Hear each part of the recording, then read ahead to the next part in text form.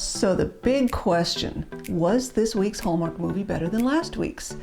Let's face it, last week's movie fell completely flat. At least this time I wasn't falling asleep, and I watched it through in one sitting. But was the story any good?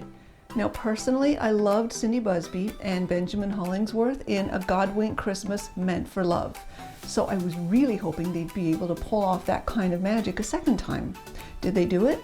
Well, as usual, I have a lot to say this week, so let's dive right in and talk about it. Hi, I'm Stephanie, and welcome to the Magical Movie Club, where, like you, I love to watch and chat about Hallmark movies.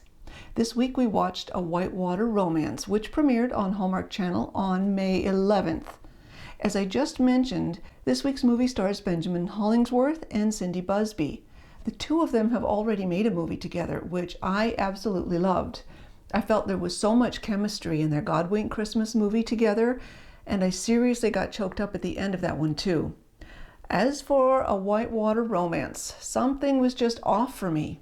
I don't know, somehow it just didn't flow right. No. And I'm still trying to figure out if it's the acting or the directing or maybe even the teleplay. Let me give you some examples. A Whitewater Romance shows us some gorgeous scenery of the Colorado Rockies. It reminded me of the ride at Disney's California Adventure called Soarin' Over California. I know it's now Soarin' Over the World, but in the California version, there's a whitewater river rafting scene just like this one. I swear I could almost smell the pine trees here. Now, the story opens with Maya, played by Cindy Busby. It's dark outside, people are saying goodnight, so I'm presuming she's working late at the office. That's when she gets a phone call from the company's CEO inviting her to a retreat at the Whitewater Lodge in Colorado. Allegra Adams? The only explanation provided was that she was inviting one employee to represent each of the company's 4 office locations to this retreat. Maya happens to work in the Manhattan office in New York. Oh, and did I mention she's supposed to go Tomorrow? That's right. She's probably got about 12 or 18 hours notice to get ready to go somewhere she has absolutely no experience or equipment or proper attire for, and no time to go shopping. Who does that? Is it a spa? Not to mention, in my life, I've worked for a couple of large companies that had offices nationwide, and I can't picture any CEO I've known going over their local managers' heads to do something quite like that. It seemed odd to me. But you know what? The more we got to know who that CEO was and the manager of that New York office was, you are fresh bait for the forest, the less I liked them. Personally, I found both characters, I'm sorry, I can't sugarcoat this, they were pretty awful. their strengths, their weaknesses, and how we can use those to our advantage. I mean, take a look at this. Despite all of her objections, Maya got herself there, albeit late. She said the car service had a hard time finding the place in the mountains, and the CEO practically snubbed her nose at her first sight because clearly she's not the outdoorsy type. I know who you are, and you're late.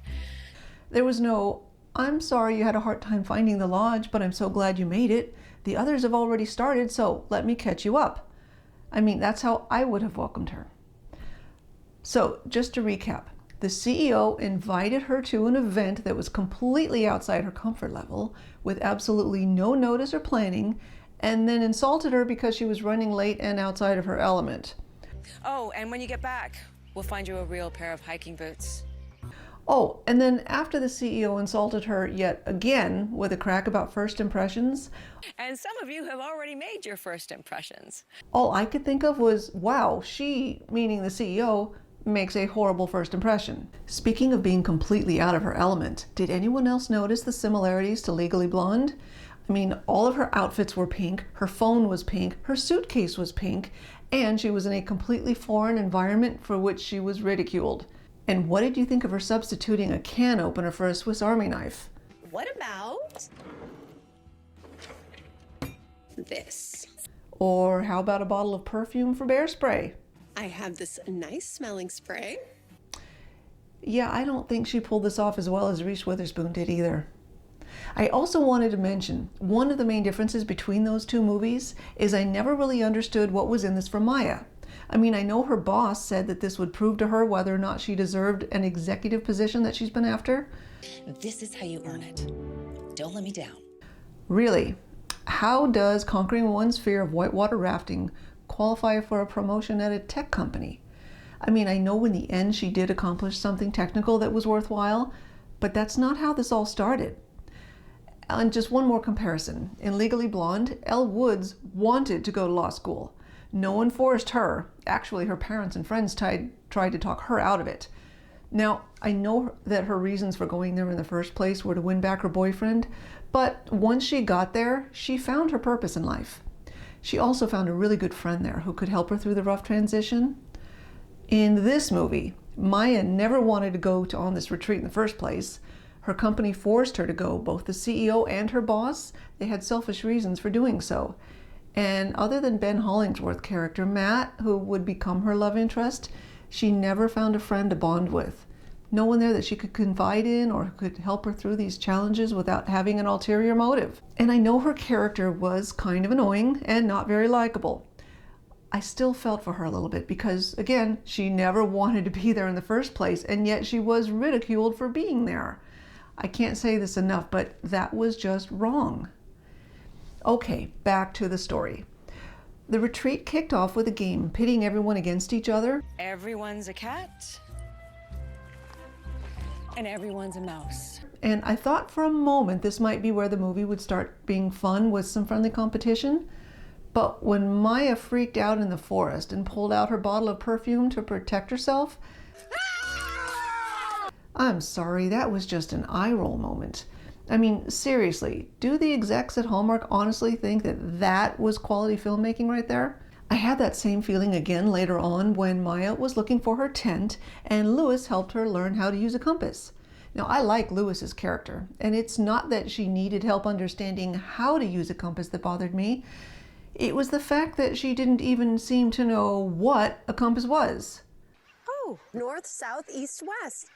That was just cringe-worthy writing right there. I also noticed Maya screamed a lot. Even Matt commented on it once. Does look a lot more physical than just sitting and screaming, but... And if you know me, you know Hallmark is not going to win me over with that. And while at her first attempt at fishing, she reeled in a log, I didn't understand why Jim, the owner, didn't encourage her to keep on trying. Maybe it was the scream? Instead, he suggested that they go foraging for wild mushrooms. Okay, so what does Maya collect? It's a pine cone. And that is bark. Like so many other scenes in this movie, that was maybe worthy of a 4-year-old.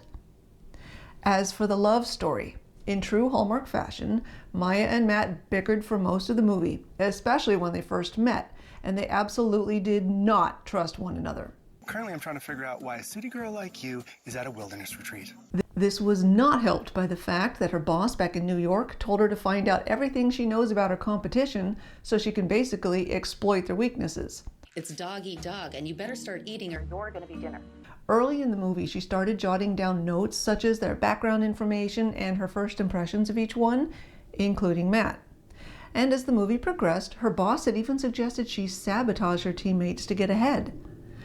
Well, she and Matt slowly began to trust one another, and I think the turning point was probably when they were off looking for those mushrooms, but that's also when I really noticed Cindy Busby's acting was falling off. I can't believe tomorrow's our last day. Yeah, it was just turning flat too. I was so disappointed with the dialogue here. I'm guessing that's just bad teleplay.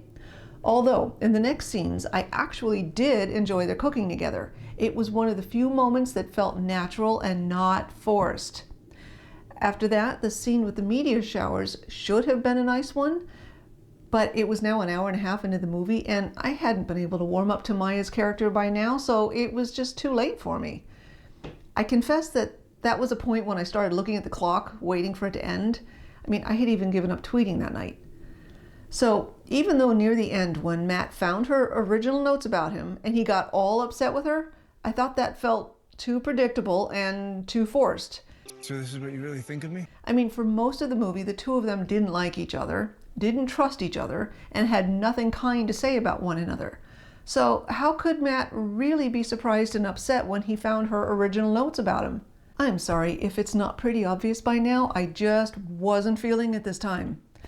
Maya's character was all over the place. One moment she was a smart, hard-working businesswoman, and the next she was an embarrassing fool who couldn't find her way out of bed in the morning. I mean, literally, she showed up for an early meeting in her pink pajamas. I had my coffee hours ago. And while some of the team-building exercises were fun, like walking a high ladder bridge blindfolded, or I liked Matt's acrobatics here when Maya was swinging the tent poles around. Hey, I don't need help. Thank you. These moments just weren't enough to save it. I mean, come on. Maya's tent here? It looks like a 2-year-old put it together. And most of the characters were just not likable. Okay, except for maybe Lewis and Jim, the owner of the lodge. Although, actually, I even questioned Jim's character at one point when he was gushing all over that horrible CEO. Kind, funny, thoughtful, poised. And, okay, I'm going to nitpick here. What was the point of the sister's role in this movie? What are little sisters for? I didn't understand her purpose at all. Not to mention, did anyone else find the casting choice to be odd? I generally like it when you see some kind of hint of resemblance when you're casting siblings. These two just aren't believable. And I know I'm just being picky now, but all of these details just didn't add up. And even at the very end, when they saved the lodge, conquered whitewater rafting, and were offered the wonderful promotion together, was there any chemistry between them? It's been a dream come true. Yeah. No, not really. Not for me anyway. I'm very disappointed again in Hallmark. You know, it's funny. Often when I'm thinking about my reviews, I've noticed I typically grow to like these movies a little bit better each time I watch them. I find little details that I learn to appreciate that I missed the first time around. That was so not the case this time. When I started writing this review, I thought that the energy on screen and the quality of the acting made this a better movie than last week's. But no, just no. I can't get past the fact that I didn't like the story and I didn't like the characters. So for me, it's a 1.5 out of 5. I gave it a 1.5 for the beautiful scenery. But once this video is posted, I don't see myself ever watching it again. And wow, did you see the IMDb reviews? Compared to those, I'm being generous. How about you? What did you think of A Whitewater Romance? If you think I'm being too harsh in my critique here, please let me know in the comments below. I will gladly keep an open mind and consider some other viewpoints. Well, I think I'm ready to wrap up my review this week. Coming up next week, we'll be watching the premiere of Everything Puppies. Fingers crossed Hallmark gets this one right. And after that, it's a sequel to Big Sky River called The Bridle Path, starring When Calls the Heart's Kevin Smith. I'm actually watching them both this week. The other reviews I've seen so far are pretty good, so I'm hoping that that's a good sign for me as well. As always, thank you so much for being a part of the Magical Movie Club. If you like this too and want to see more, please let me know by hitting the like button and subscribe to the channel. Also, consider following us on Instagram at Magical Movie Club and on Twitter at Magical Movie Club with no U in club. You can find those links below in the description, as well as links to the preview and the movie page for A Whitewater Romance at Hallmark.com. I'll be back next week to chat more about our favorite magical movies. Back to our cutthroat corporate retreat with death-defying challenges. Woo!